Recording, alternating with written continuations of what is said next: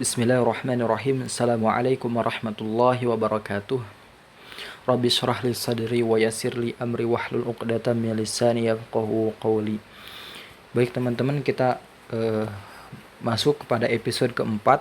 Kita akan menjelaskan masih di bab Qawaidul Aqaidi, tapi lanjutannya begitu ya. Nah, lanjutannya di situ penulis kita berkata, qala al-musannif rahimahullahu ta'ala nafa'ana Allahu bihi bi'ulumihi fid dharaini amin ila an qala wa khalaqal khalqa. Nah, wa khalaqa, dan Allah telah menciptakan al-khalqa, makhluk. Makhluk itu sesuatu yang diciptakan atau selain dari Allah Subhanahu wa taala itu adalah makhluk. Wa a'malahum, dan Allah telah menciptakan perbuatan-perbuatan mereka gitu ya. Perbuatan-perbuatan mereka. Wa qaddara, dan Allah telah mentakdirkan arzaqahum, rizki-rizki mereka, wa ajalahum, dan ajal-ajal mereka, batas waktu hidup mereka. Itu ya, jadi Allah telah menciptakan makhluk dan Allah juga telah menciptakan perbuatannya begitu ya. Nah, yang selanjutnya wa qaddara, dan Allah telah mentakdirkan arzaqahum, rizki bagi mereka. Nah, jadi Allah telah menentukan kadar rizki setiap hambanya. Kadar rizki setiap hambanya gitu ya. Jadi kalau Allah berkehendak misalkan, jadi gini, rizki itu misteri. Kita hari ini dapat rizki berapa itu misteri.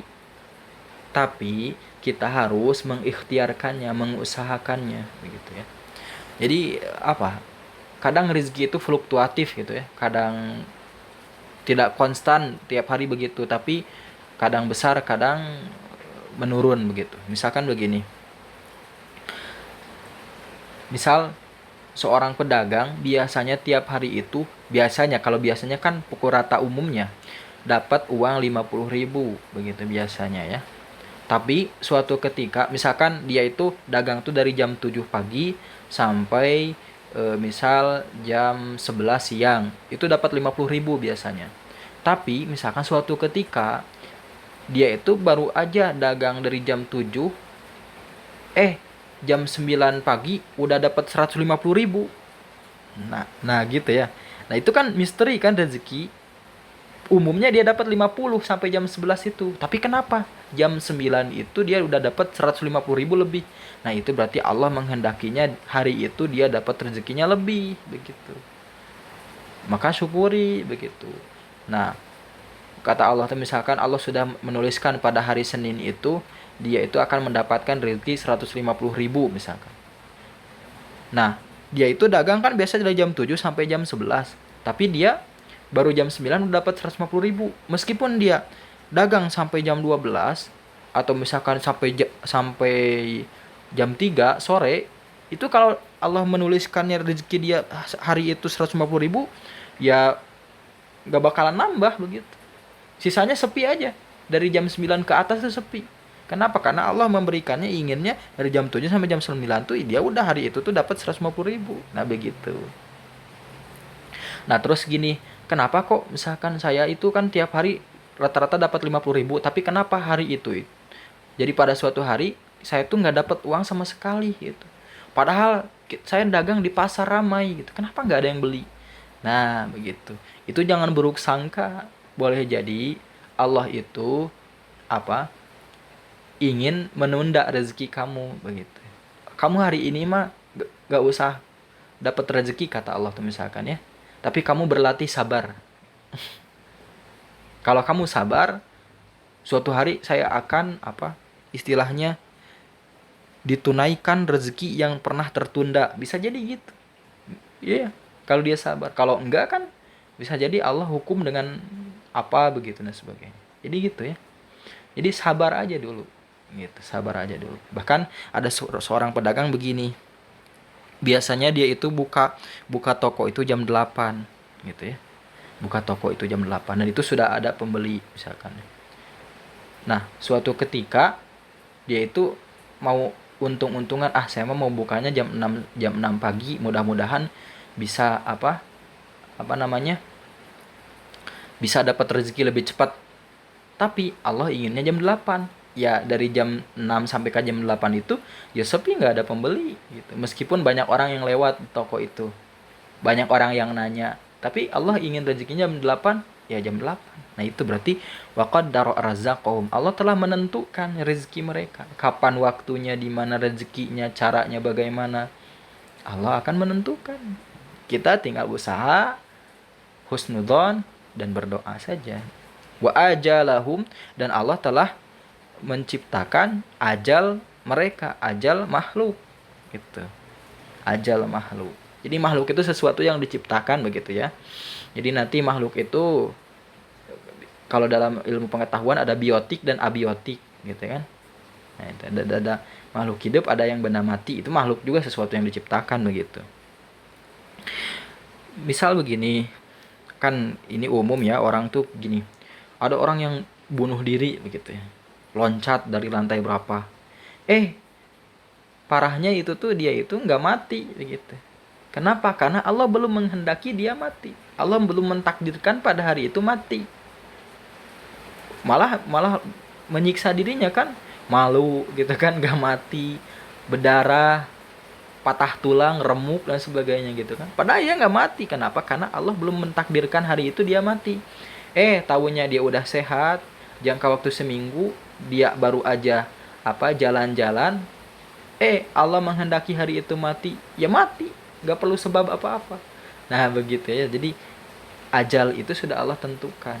Makanya kita harus hati-hati. Kita nggak tahu kan misteri ajal itu kapan, tapi kita harus mempersiapkannya sebaik mungkin begitu ya, agar kita mati dalam keadaan husnul khotimah, dalam penutupan yang baik begitu ya. Bahkan ajal juga menimpa benda mati begitu. Nah, apa contohnya?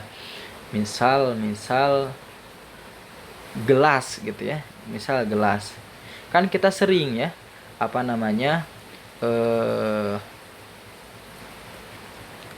atau jangan gelas, kita handphone begitu ya, handphone kalau jatuh dari ketinggian misal 2 meter, itu besar kemungkinan LCD-nya rusak, pecah gitu ya. Nah gitu ya. Misalkan kita coba,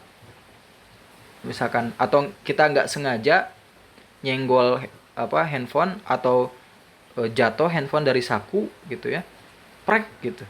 Tapi kenapa handphone itu nggak kenapa-napa gitu? Malah si jatuhnya itu bukan pada bagian layarnya, tapi pada bagian belakangnya, punggungnya gitu. Nah itu tuh berarti Allah belum menghendaki HP kita ajal rusak. Padahal kalau secara logika itu juga bisa rusak gitu ya. Nah itu. Nah jadi gitu. Saya mah kalau misalkan kehilangan barang, kerusakan barang atau apapun itu, ya bukan karena sebab keteledoran saya. Misalkan bukan karena sebab saya sengaja merusakannya. Itu saya kalau misalkan rusak, hilang, berarti udah ajalnya. Udah bukan jodohnya lagi saya punya handphone itu rusak. Begitu. Atau saya mah boleh jadi kalau udah ajalnya, ini yang terbaik, kalau saya punya handphone itu lagi berarti saya bakal melakukan keburukan, kemaksiatan melalui handphone itu. Jadi itu ajal itu batas waktu akhir gitu ya. Nah itu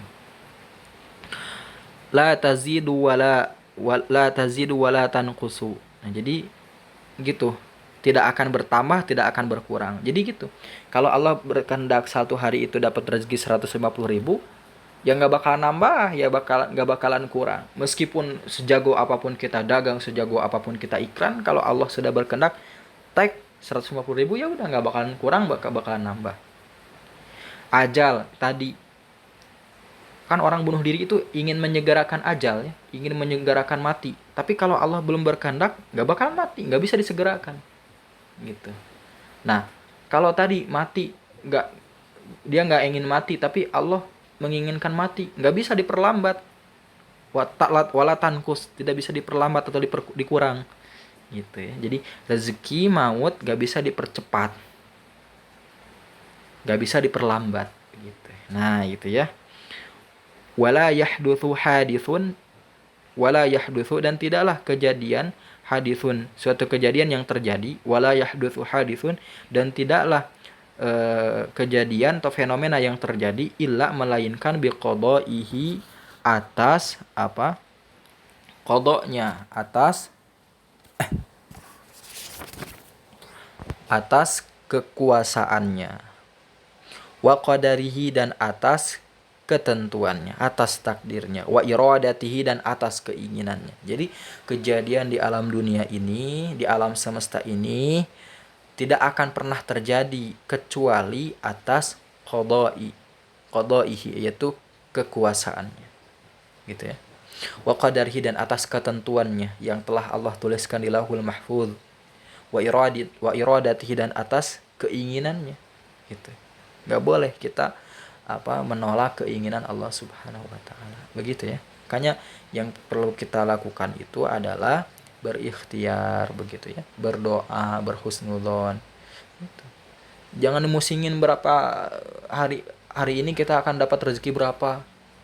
Jangan dipusingin kapan kita mati. Jangan, tapi usaha agar rezeki itu dapat, usaha agar mati kita dalam keadaan baik. Ya itu aja udah. Nah itu ya.